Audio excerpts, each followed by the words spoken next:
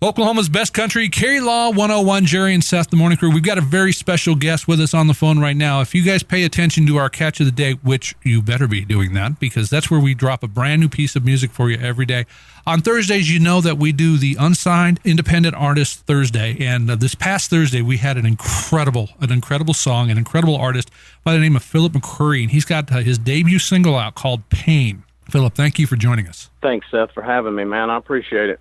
Now, from listening to the single, that definitely we can tell that comes from a special place in your heart. Why don't you tell us a little bit about the single and how it came to be? Well, as all artists, when we're out seeking, working on a project as an album, and we're seeking songs, and at this time, I was just listening to so many demos coming across at me, and about 2:30 in the morning, I was up, couldn't sleep, listening to it. This song came across, and just the first note, just the first lyric, everything that started coming out, the words, just it hit to me. It's like, wow, pain. I've never heard a song about pain. I've never heard anyone write a song about pain, just saying it just bluntly. And as I listened to it all the way through, and then there was just certain words in there that's just like, wow, this is a well-written song. Bobby Terry, Jason Rooks wrote this song.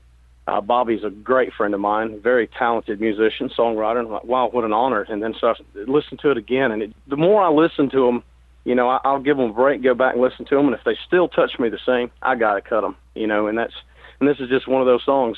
I cried for 2 hours listening to it. That's how much it touched me, and I'm like, wow, I got to be able to deliver this thing without crying over it, The opportunity to go in and cut it, turned out really, really good. I was very proud of it. We get a lot of not only discs, but MP3s that come through here, and when yours came through, and it was, when I first pulled it up, it was just like all the other ones. It was like, well, I'll give this a quick listen and see how it flies, because we're always looking for new material for Thursdays. And kind of like what you said, when that beginning part of the song hit, it was just almost took my breath away. I was completely taken aback to a point where after I finished listening to it the first time, I emailed it to Jerry and took it in. And I said, you got to listen to this. Now, Jerry and I, especially when it comes to the up-and-coming artists, we don't always agree, but we both were just had our breaths taken away by this song. It's an incredible song. We're getting some good response on the catch of the day. Seth, first of all, man, I just appreciate the opportunity to talk to you about what I want to do. And I've been wanting to do this since I was a kid. You get older, life does get in the way. And I just decided to give it one more shot, before I got too old to regret it. And hopefully give an incentive towards my kids that if you have whatever you dream, just go pursue it. And I never thought that I would get the response that I've gotten so far. It seems like it's like, is anybody listening? Is anybody listening? You have something, and it all starts out with an influence. Right. We all have something inside us, but once we have that influence, then we feel it deep inside that, our hearts that, man, I need to do something about this, and then it just drives you nuts until you do. And then when you do it, you're like, well, what the heck am I doing? I need to be working somewhere, paying the bills a little bit better, and in my heart, it tells me to just keep pushing and keep pursuing and keep going, and I think that's part of the journey, is defining who you are and your image, or, how you want to portray yourself, how you want people to know you. And I just want people to know me for who I am. I'm not anybody that's been before me, but trust me, they've influenced me. I have to be honest. I'm not even going to attempt to lie. I was told years ago when I was going to Nashville, oh, Phillip, you got something. We believe in you.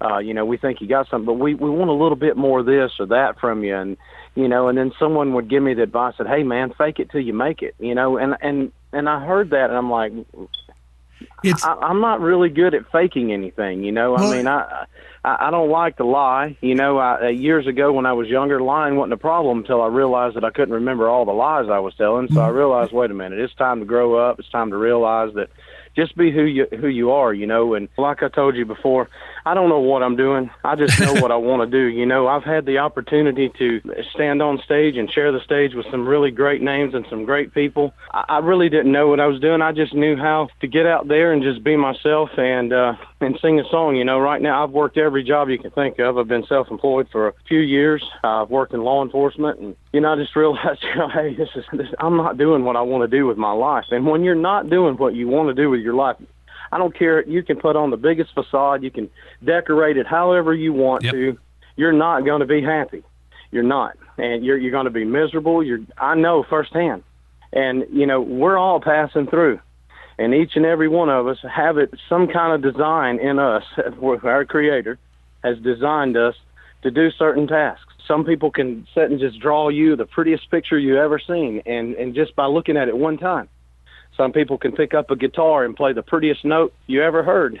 And some people can get out and dig the prettiest, straightest ditch you've ever seen. But we're all the same.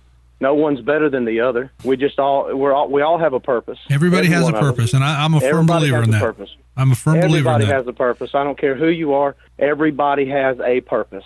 Everybody, period. You know, I just take the approach, when I said, I don't want to fake it till I make it. I have nothing to fake. I'm just going to be honest. I don't have, you know, all these opportunities that some of you had mentioned that was just blessed with people handing it to them. I don't have that, and I think there's a reason for it, because maybe I wouldn't appreciate it.